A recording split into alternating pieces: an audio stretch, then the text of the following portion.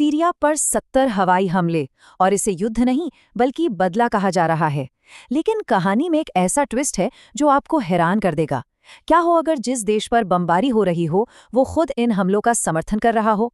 आज हम युद्ध के इन्हीं नए और काफी उलझे हुए नियमों को समझने की कोशिश करेंगे, और यकीन मानिए जो सामने आएगा वो चौंकाने वाला है।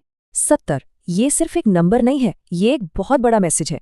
सोचिए, एक ही रात में अमेरिका और उसके सहयोगियों ने सीरिया में 70 अलग अलग ठिकानों पर हमला किया।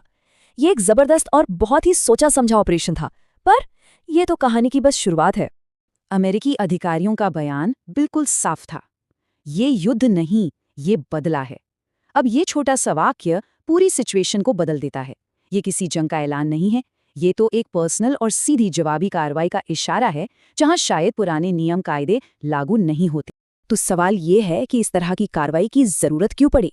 वजह थी 2 अमेरिकी सैनिकों की जान। यह हमला पिछले महीने हुई उनकी हत्या का सीधा जवाब था, एक ऐसी घटना जिसे अमेरिका नजरअंदाज नहीं कर सकता था, और उनका जवाब उम्मीद से कहीं ज्यादा बड़ा और दमदार था। लेकिन यही से कहानी एकदम उलझ जाती है। इस पूरे मिलिट्री एक्शन के बीच में एक बहुत ही गहरा विरोधाभास छिपा हुआ है, एक ऐसी पहेली जो इंटरनेशनल रिलेशंस की हमारी अब तक की सारी समझ को हिलाकर रख देती है। सवाल सीधा सा है, कोई देश एक ही वक्त में किसी का करीबी दोस्त भी हो और उसी से अपने ऊपर बमबारी भी करवाए, ये कैसे मुमकिन है? एक तरफ दोस्ती का हाथ तो दूसरी तरफ उसी के देश पर हमला। ये एक ऐसी पहेली है जिसे आज हम सुलझाने वाले हैं। देखिए, इस तस्वीर के 2 अलग अलग पहलू हैं। एक तरफ है डिप्लोमेसी, व्हाइट हाउस में सीरिया के राष्ट्रपति का जोरदार स्वागत हो रहा है, उन्हें तोहफे दिए जा रहे हैं, हंसी मजाक चल रहा है।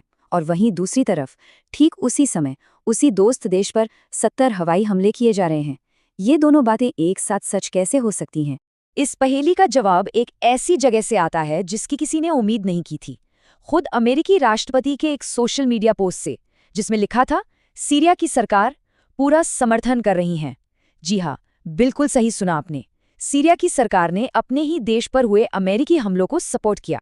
ये जो कुछ भी हो रहा है ये एक नई और बहुत ही पावरफुल सोच की वजह से मुमकिन हुआ है।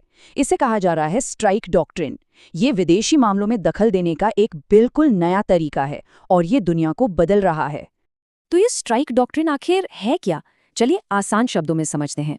ये एक ऐसी स्ट्रैटेजी है जिसमें अमेरिका अपने किसी दोस्त देश के अंदर जाकर आतंकवादी ठिकानों पर हमला कर सकता है, और वो भी उस देश की सरकार की रजामंदी से। और सबसे बड़ी बात ये कि दुनिया के सामने दोनों देश अच्छे दोस्त बने रहते हैं। ये डॉक्ट्रिन 4 स्टेप्स में काम करती है। पहला, दुश्मन की पहचान करो। दूसरा, उस पर हमला करो, चाहे वो कहीं भी हो, किसी दोस्त देश में ही क्यों ना हो।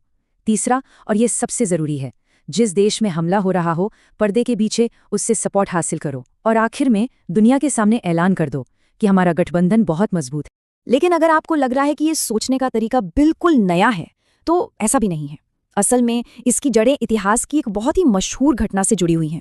जरा साल 2011 को याद कीजिए। अमेरिकी सेना पाकिस्तान में दाखिल होती है, जो उस वक्त अमेरिका का सहयोगी था, और उसामा बिन लादेन को मार गिराती है। आज वही चीज सीरिया में हो रही है, जो एक और दोस्त देश है। तो पैटर्न बिल्कुल साफ है। आतंकवादियों को खत्म करने के लिए दोस्त देशों की संप्रभुता यानी उनकी आजादी को भी ताक पर रखा जा रहा है। यहाँ से एक बहुत बड़ा सबक निकल कर आता है। जब बात आतंकवाद से लड़ने की हो तो किसी देश की अपनी सीमाओं पर अधिकार, जिसे हम राष्ट्रीय संप्रभुता कहते हैं, वो शायद अब उतना मायने नहीं रखता। नियम बदल गए हैं। तो इस नई हकीकत का हम सब के लिए क्या मतलब है? आतंकवाद के खिलाफ जो ये ग्लोबल लड़ाई चल रही है, ये नया तरीका उसे भविष्य में कैसे बदलेगा? एक्सपर्ट्स का मानना है कि ये तो सिर्फ एक शुरुआत है। जरा सोचिए, कल को कोई बड़ा आतंकी हमला होता है और पता चलता है कि उसका मास्टरमाइंड पाकिस्तान में छिपा है, तो इस स्ट्राइक डॉक्ट्रिन के तहत अमेरिका वहां हमला कर सकता है और फिर दुनिया के सामने आतंकवाद के खिलाफ लड़ाई में पाकिस्तान के सहयोग की तारीफ भी कर सकता है। और ये सिर्फ अमेरिका की कहानी नहीं है, ये ग्लोबल ट्रेंड बनता जा रहा है। हाल ही में कतर में इजराइल ने जो बमबारी की, वो भी इसी का एक उदाहरण है।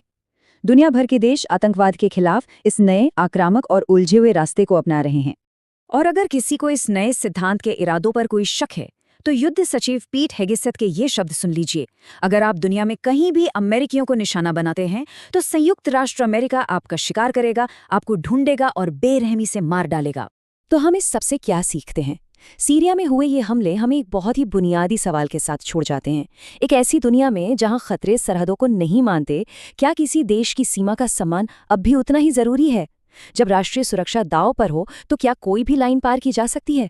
ये एक ऐसा सवाल है जिसका जवाब हम सभी को मिलकर ढूंढना होगा। यूपीएससी से संबंधित करंट अफेयर्स के लिए करंट अफेयर्स डिस्कशन को सब्सक्राइब करें।